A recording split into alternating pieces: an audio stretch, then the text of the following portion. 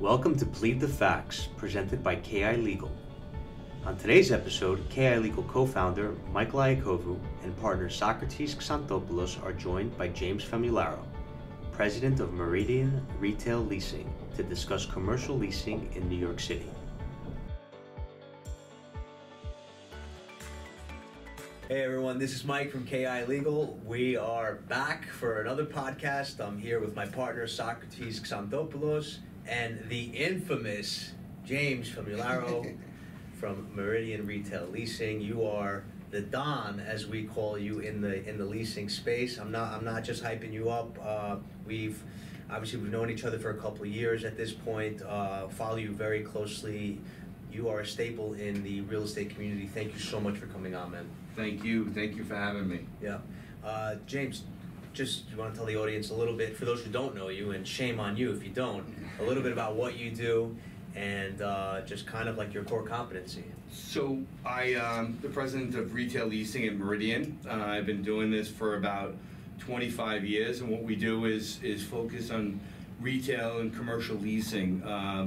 The majority of what we do are F&B related, and that is lots and lots of restaurants, bars, lounges, nightclubs, but not exclusively F&B. We do also fitness spaces, gyms, schools, drugstores, clothing boutiques, salons, and a lot of different service-oriented businesses. So, most things on the ground floor throughout New York, and in some other buildings we net lease the entire building, and that's what we do.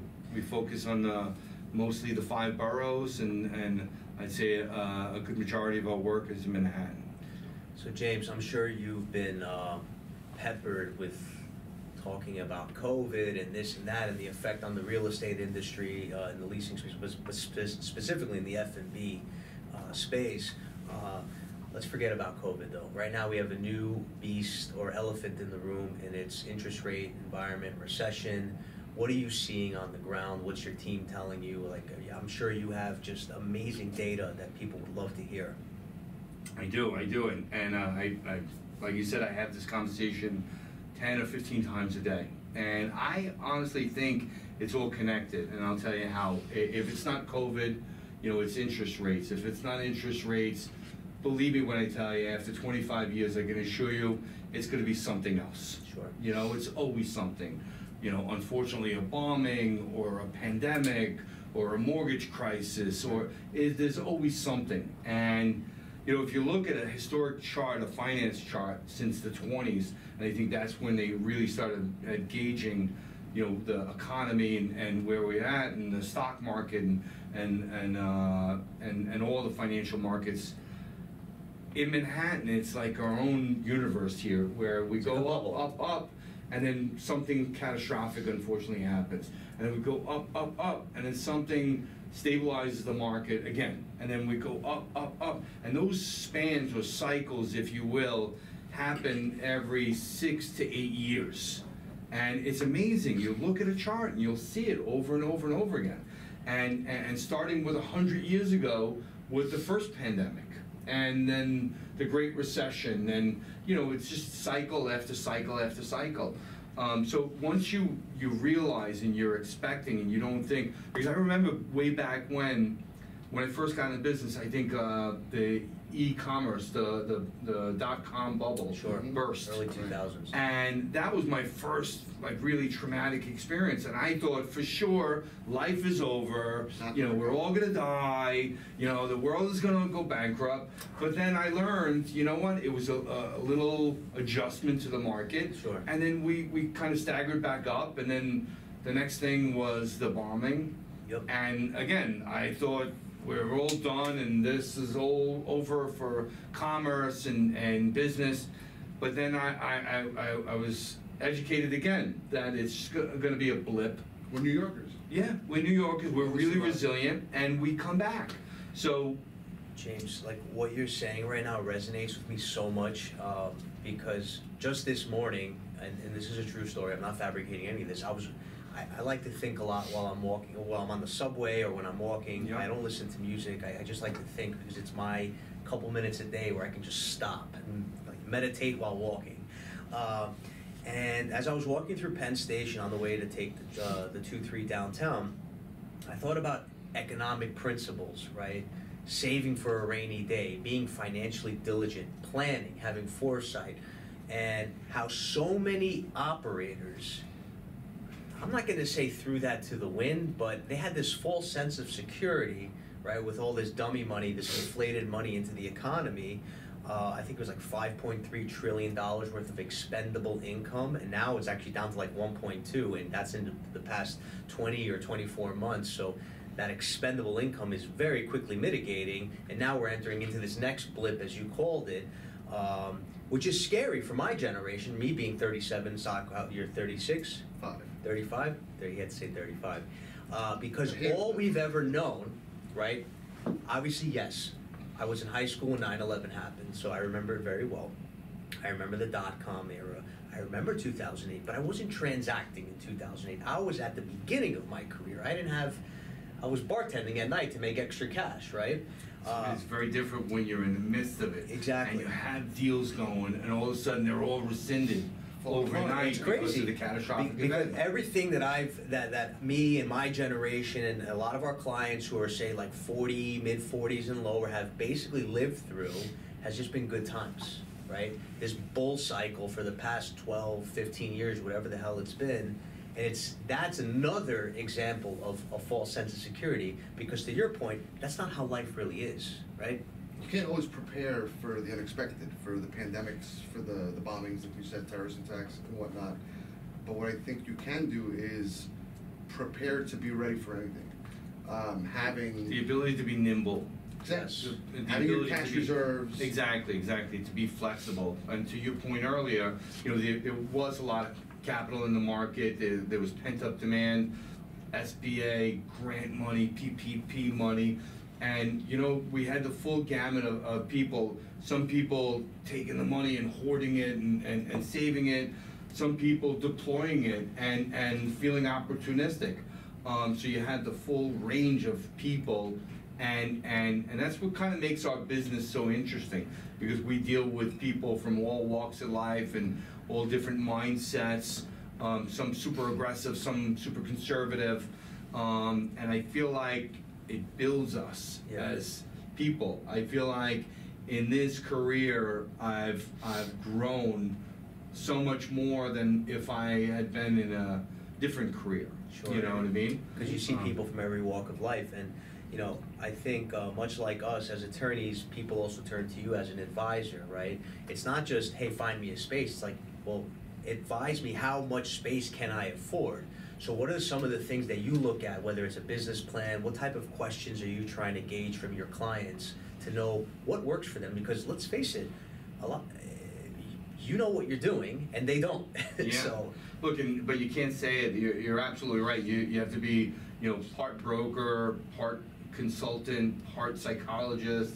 I mean, you really have to ask the right questions, and then sometimes they give you an answer, but you really read off of their face that it's a different answer. That's not what they really mean. You know what I mean?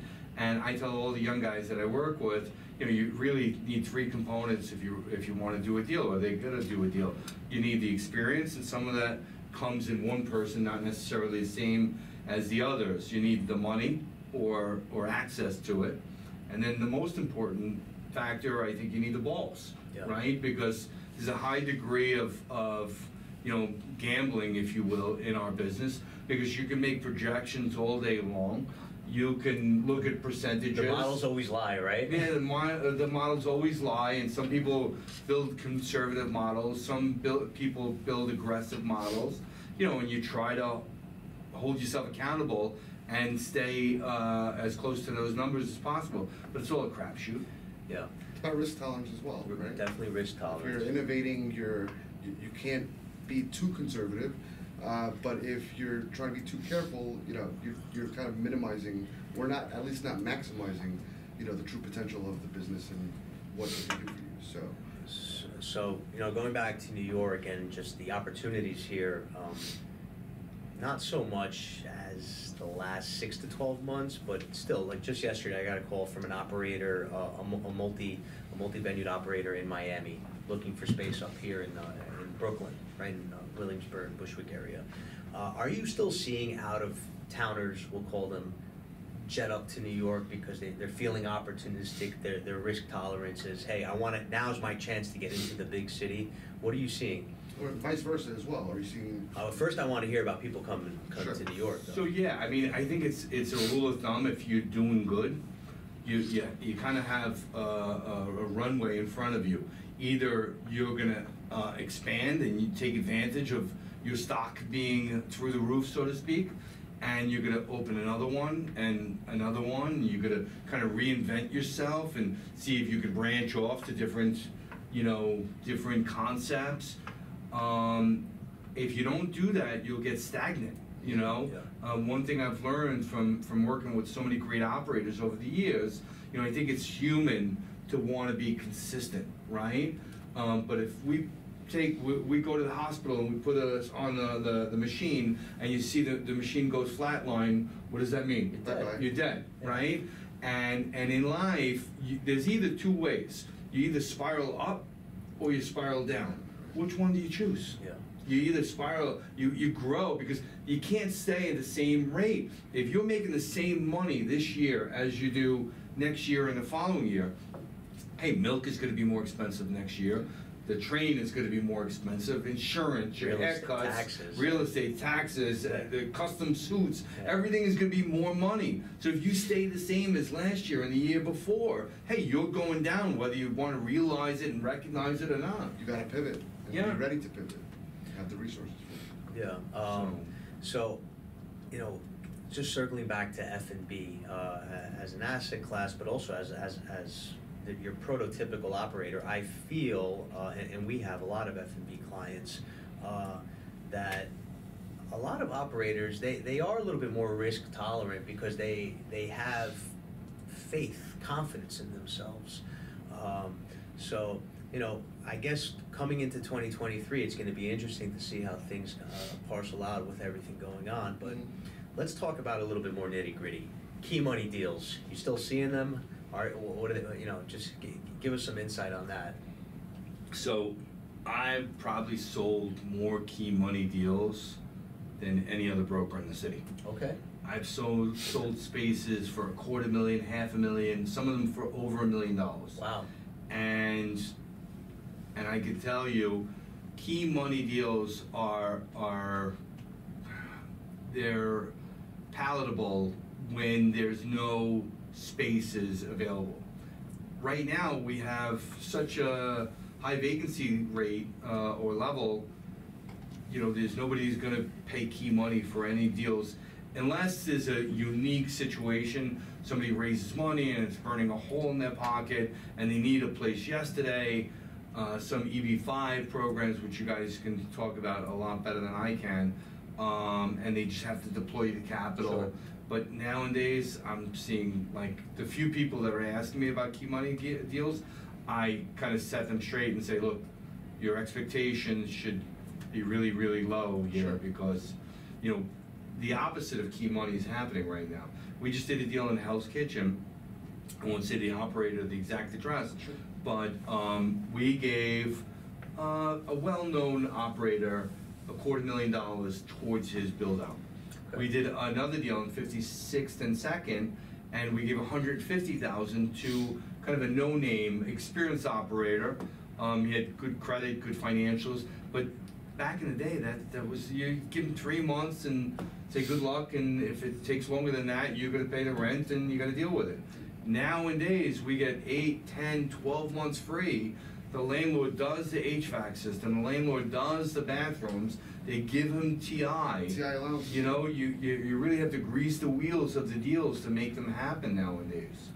And where you're seeing landlords and property owners on guarantees, are they kind of tightening things up because they've been burnt before the last couple of years? Definitely the freeze period on the good guy before you can exercise the good guy clause is being pushed further and further out.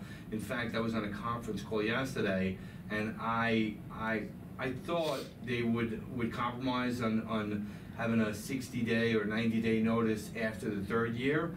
They said, look, if you want to do this deal, we'll give you what you want in the front, but you can't exercise it for the first 5 years, And in 5 years, you got to give a 6-month notice. And then you also have to pay back the reimbursements, which I thought was fair, but it's the 5-year freeze period is a little extreme. Yeah, a little long. Yeah. And paying back the TI allowances, you said, right? Yeah. Yeah, so I mean, again, going back to the modeling, right, these are all things that you need to account for, right? The same way when you're looking at multifamily, you want to look at vacancy factors and all these things. What other things do you tell your clients to think of in their financial modeling? I'd be very curious to hear your insight on that. You know, I always say the rule of thumb is whatever quotes you get, you should factor twice the price. You know, if you're getting quotes for $1 million, make sure you have access to at least $2 million in capital, just in case, because that's the #1 reason why restaurants wind up going out of business, especially within the first 2 years, underfunding. The second most popular reason is because they're not clear on their partnership duties and responsibilities. So yeah. Do you keep in touch with your operator clients? You know, I'm assuming you do, but I'd like to hear a bit about, I guess, how the relationship post lease signing, post sale or purchase. He eats out 7 days a week. What are you talking about? I was skinny when I started in the business. He's eating the best food in the city, this guy. You were skinny and I had hair. Yeah, exactly. No, I some of them I form a bond with and I stay in touch. I'd like to stay in touch with all of them, but it's just there's not enough time in the day, you know. So for the ones that you do keep in touch with, are you hearing of any business divorces, like shareholder partnership disputes? On a daily basis. Yeah. It's always, the restaurant we went through a couple of months ago, they went through about 3 different partners. I won't mention the name of the restaurant, but it's typical, and that's why, I think the best relationships are 1 or 2 operators, especially if they have a history of working together. Yeah. And then if they're going to raise money, make sure their role is clearly defined. Limited partnerships. As you're an investor. Yep. You have no say.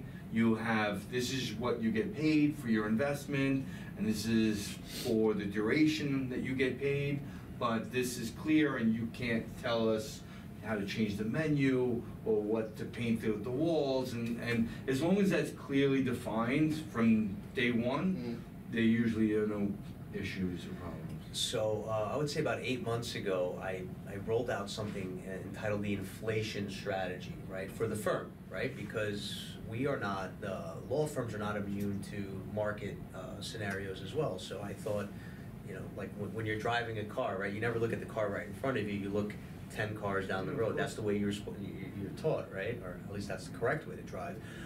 So me trying to see where the market was going with inflation, I said, what are the practice areas that are really going to accelerate, increase in 2023 because of inflation, right? Money tightens up, what happens? Bankruptcies. So Chapter 11, Small Business Reorganization Act, which is subchapter 5 of Chapter 11, specifically, it's perfect for F&B restaurants because of the debt amount that you're allowed to roll in, and it's an expedited Chapter 11 reorganization. Shareholder litigation, money gets tight. What do partners do a lot of times? Not always, but a lot of times. They start fighting. You did this, you didn't do that, it's your fault, you effed up, and they sue each other, right?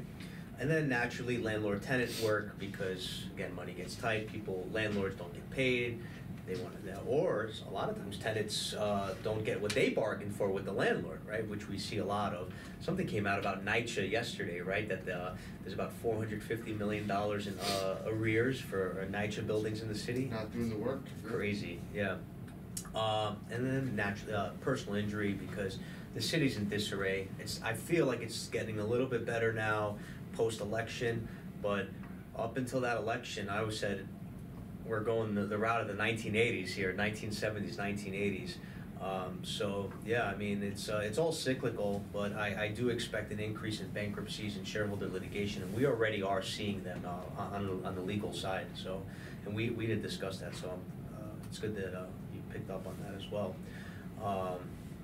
So tell us a little bit about the team, right? Because you've grown exponentially, right? How many people do you have on your team now? I see these posts on Instagram. Yeah.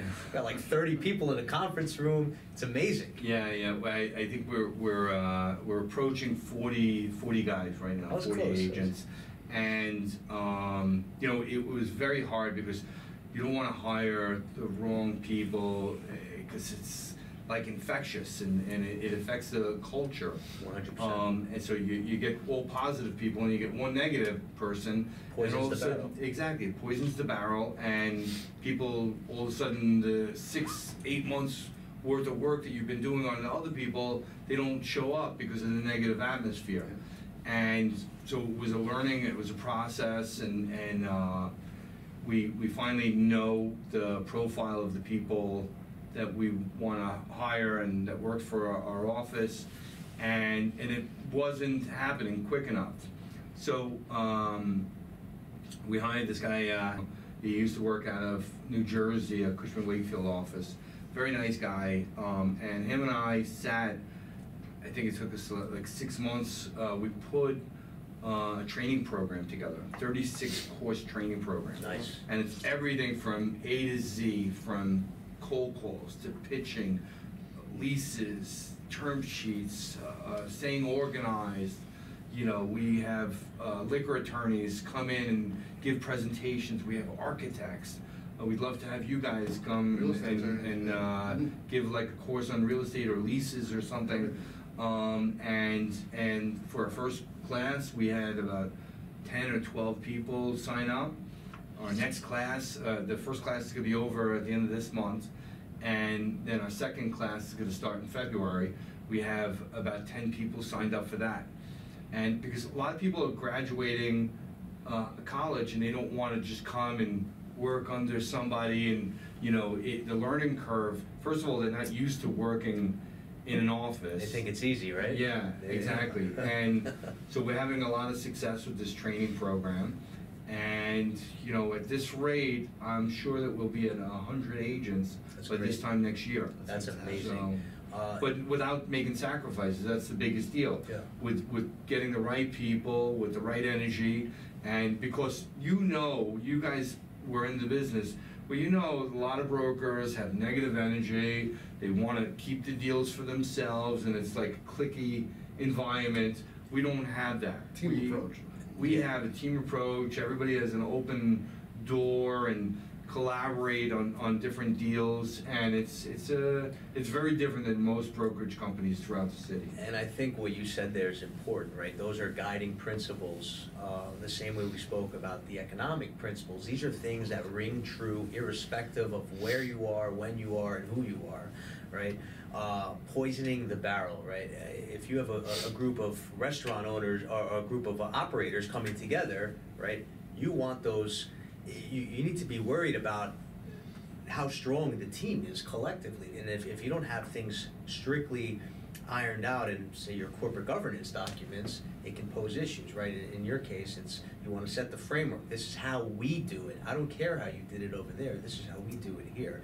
Very important. You're only as strong as your weakest link. Yeah, yeah, and we find a lot of people that come from that environment, it becomes toxic, and it wears on you, over time, and then you don't have any longevity in the business. This business, the same as your business.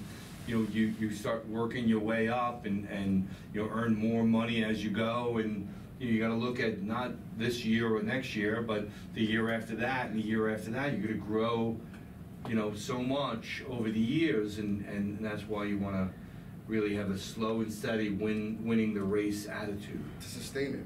Because if you go too fast, you can also collapse. House of cards, right?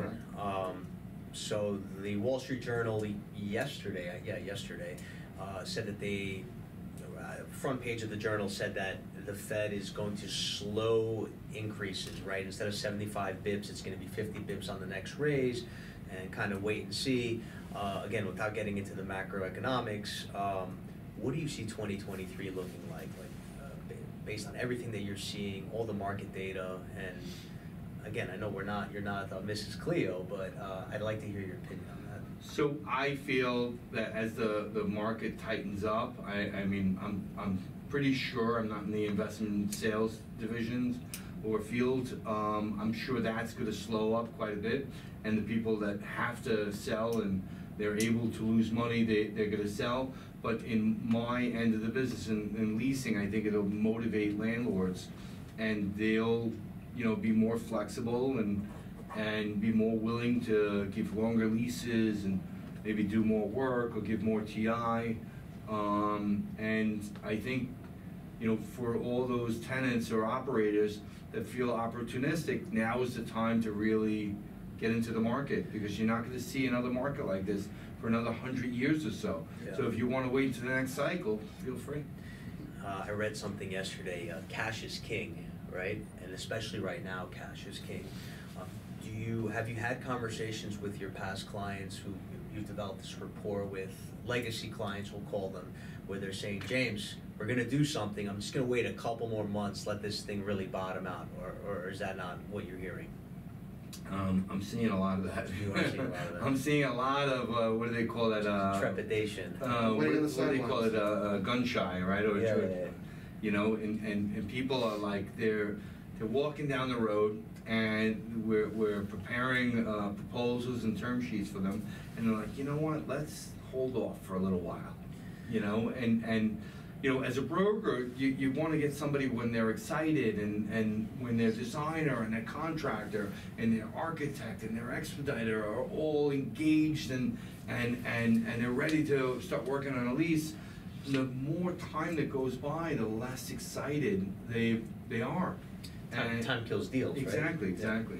Are you seeing, I guess, more of that in the outer boroughs as compared to Manhattan, or vice versa? All over. Most of our deals are in the city, but we're seeing it all over. You know, it's a tough time, and you know, we're really connected with the stock market. We're really connected with all markets, and once you see the rates go up and the stock market is going down, and that's what we've been seeing, you get real apprehension from people, and that's when you have to get the landlords to contribute and kick a little bit more in the pot to get the deals done. And I think that's where, and again, not to hype you up, but it's like in the same thing in the legal space, right? If you go to the general practitioner, they're going to know a little bit about everything, right? But they're not going to be able to give you that nuanced, specific advice that you're looking for. So like in your space, a large part of your business, as you said, is F&B. That type of visibility, I think, is something that people cannot take for granted. If you're looking for a commercial leasing broker in the F&B space, James and his team, I mean, definitely the people to speak to. Shameless plug there for you, man. Thank you. Thank you. But, you know, it's December. Zoe, what's today's date? December what? 2nd. December 2nd? Zoe didn't know. It's December 2nd. We're heading into the holidays. Historically, an uptick in buying, right? January, February, what are we seeing? I think, I know ICSC is next week. I don't know if you guys are going. If you are, we'd love to see you. Ticket for me? Of course. You know, the business starts slowly shutting down after ICSC, and then the following week I go away, all the holiday parties, and then by the 3rd week in December to like the 2nd, 3rd week in January, it's like really tumbleweeds rolling around the office. And I wouldn't be surprised if I just get to work on the deals that I have teed up and, you know, in the pipe right now, and just expect the new ones 1st, 2nd week in March. I have a question for you. So that downtime, it's about a month of downtime. If you are a potential operator and you know you want to transact in Q1, Q2 of next year, how do you take advantage of that downtime? What would you counsel them to do? I mean, look, it's like anything else. If you see a painting on eBay or an auction site and you're the only bidder, you're going to get it for the price that you want it for. If you see 2 or 3 or 4 or 5 bidders, it's going to drive the price up. Same thing with our industry. If you're looking for a really good deal, maybe take advantage of January and February while there's no other, bidders in sight, and you can negotiate a really, really good deal. But negotiate it, you don't want to over-negotiate. Negotiate it to a point where it's like, all right, we pushed it as far as it can go. Right. I get as much TI and as much term and the lowest rent I possibly can negotiate. Now I'm ready to transact. Here's the check, let's go. Right. My attorneys are engaged, my designer's engaged, my liquor attorney's engaged, let's go. Yeah. How do you, I guess for you and your team internally, how do you take advantage of that downtime? What are you doing during that time? So, as I said, I prepare. I've been in the business long enough to know where the down cycles are. So, I load up, like I'm in the end of my load up period. So, we have a bunch of deals teed up and at lease right now. And as soon as next week happens, I know more than likely I'm open. I keep my mind open to new deals, but more than likely I'm not going to get any new deals. And I just have to cultivate and change my marketing and get super organized, but really cultivate the deals I have teed up. And as for the ones that you have teed up, what is often the reason that the lease ultimately doesn't get signed? Is it the attorneys? Is it the client? Is it just external market conditions? Anything in particular? So every one of those and a million more, because like you said, it fun, man. It's our mantra in the office: time kills all deals, 100%. right? So we try to push it as much as possible.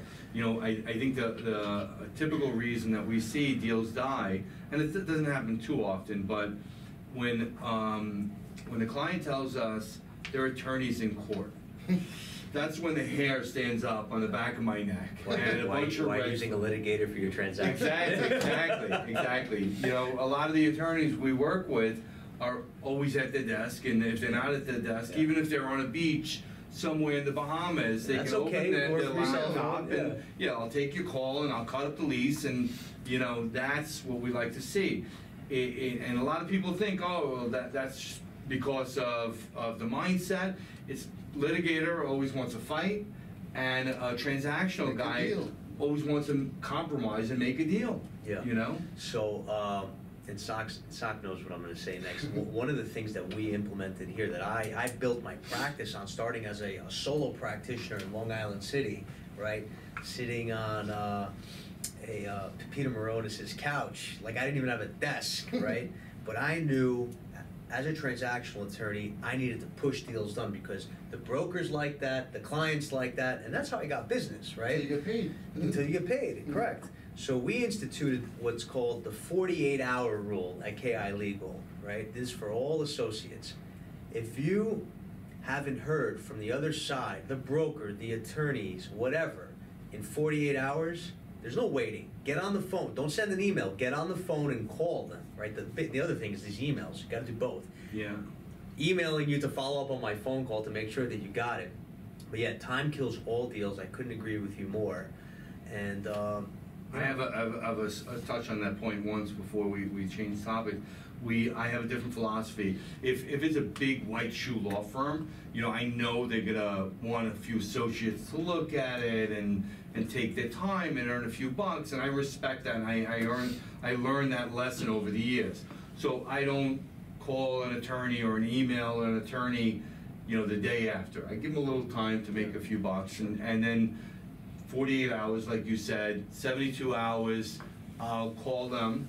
Sometimes people aren't call friendly. Sometimes people are text friendly. Sometimes people are email friendly. Mm-hmm. So I have a saying in my office, people are like safes. There's a combination to open every one of them. You just got to figure out what the combination is for each person. absolutely, and that comes with experience, right? All right, one of the last questions I wanted your insight on was the best thing about New York historically has always been the different neighborhoods, right? You go to Astoria, you know what you're getting, right? You go to Bushwick, you know what you're getting. You go to the Greenwich Village, you know what you're getting. What do you see the next neighborhood, we'll call it, that is up for a renaissance in terms of F&B? Where do you think there's a good opportunity right now? So everybody's been asphyxiated to Nomad. Okay. Nomad. All the hot restaurants, all the nice private clubs and hotels, and I think the Ritz just opened there. The Virgin is opening up in Nomad. It's literally the hottest area in the city, but it's getting to the price point where a lot of operators can't afford to pay $300-400 a foot. You know, times 4,000 or 5,000 square feet, it really gets expensive. And so that's definitely a neighborhood a lot of people are talking about and interested to get in. Lower East Side is still a very, very popular area, but that's, you know, like you were saying, every area has got a different personality. So I don't think the three of us would go to Lower East Side, but a lot that work in my office. I used to go to the Lower East Side. Yeah, I used to too, but years ago, you know. I loved Alphabet City, right? The crowd is so young. Yeah, it's like, you want to feel old, go to the Lower East Side. Yeah. But I like going out Upper East Side. Upper East Side's a great neighborhood. Sure. Midtown East is a great neighborhood. The West Village is great. Soho, you can't beat, you know. Tribeca is a different thing, you know. A lot of people don't get Tribeca. Tribeca, if you go to Wikipedia, you'll see the most celebrities, billionaires, CEOs. And that sounds great and exciting, and the reason why they're mostly in that area, because where else are you going to find 4, 5, 10,000 square foot lofts or apartments? It's very few. Maybe some random penthouses throughout the city. So, but it's great, but the aspect I think a lot of operators don't realize is that those people have houses in the Hamptons, have houses in Europe, have houses in LA, and they're constantly traveling. So you'll get their staff, but can their staff afford your restaurant? So that's why, you know, a lot of people don't realize it. It's its own world. So we're talking about neighborhoods now. Within retail and even F&B, we're seeing these types of locations pop up in the cannabis space. Yes, I wrote it right here, man. Right there, I didn't look. He's cheating. He's cheating.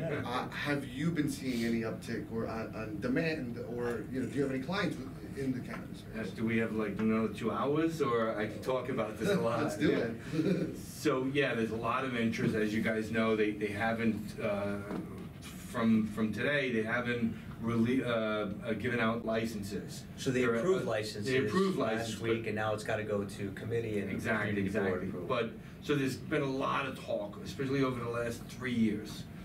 It's going to happen. It's going to happen, and there's like cult following every meeting, and you know all the legal, because you know it's super complicated. These places can take cash only. They can't put their money in the bank. It's even if when they are issued, the licenses are issued, you still have to have a separate entrance.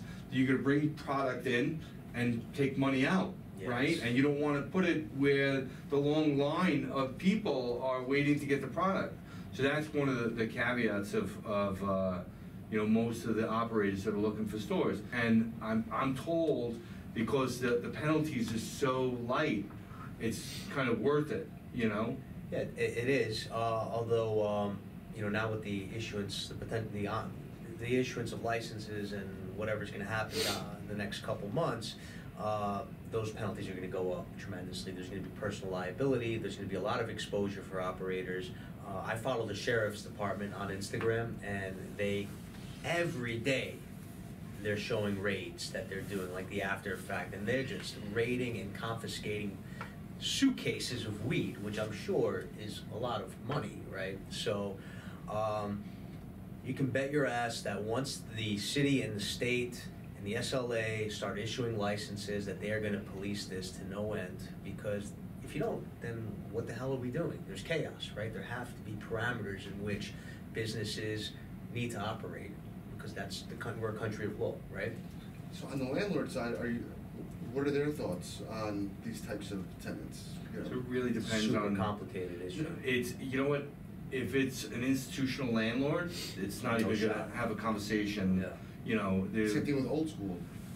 Some of the old schools don't care, and they just want their money. Okay. You know what I mean? Okay. They're willing to take their risk, and some people turn a blind eye, and you know, we have everything in between. So, but one thing's for sure is, if it's a publicly traded company, if it's a REIT, if it's an institutional company, Compliance issues. they're not even gonna Yeah. have the conversation. Now, the reason why I think it's even gonna be a little bit more complicated than you just explained is the cannabis companies can't be in a building with a mortgage. Now, how rare is it that a landlord doesn't have some sort of a mortgage? You know, there's tax reasons why they want a mortgage on the building. I'd say it's one out of every 100 buildings that you see has no mortgage. Yeah. And so you have to make sure that it can't be near a school, it can't be near a house of worship, Yeah. and it's got to have 2 entrances. Yeah. Can you make it any more difficult? Yeah.